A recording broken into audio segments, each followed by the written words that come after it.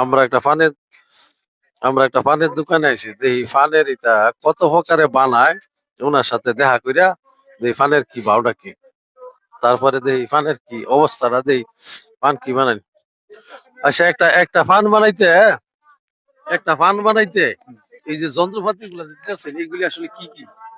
যে নারিকেল, চেরি ফল, মুরব্বা, বিভিন্ন আইটেম, বিভিন্ন আইটেম। বিভিন্ন।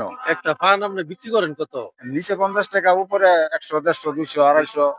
এই যে ফান গুলো যে সাজাই রাখছেন, এগুলি কত? এগুলি এনে তো গ্রাম, গ্রাম, হ্যাঁ। গ্রামের মধ্যে মনে করেন বেশি দামের জিনিস খায় না। খায় না, হ্যাঁ। 20 টাকা, 40 টাকা, 30 টাকা, 20 টাকা, 10 টাকা। আচ্ছা, এদিকে এই খাবার গুলা কি স্বাস্থ্যসম্মত কি, বা এমনি কোনো সমস্যা হবে না, কি খাইলে?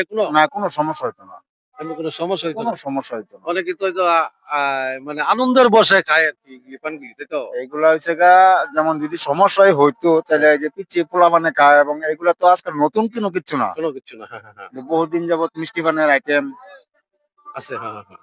এই যে এইগুলি তো আমরা সব নাকি মেডিসিন, অর্থাৎ আমরা পানের পানের মেডিসিন, মেডিসিন না? পানের মেডিসিন।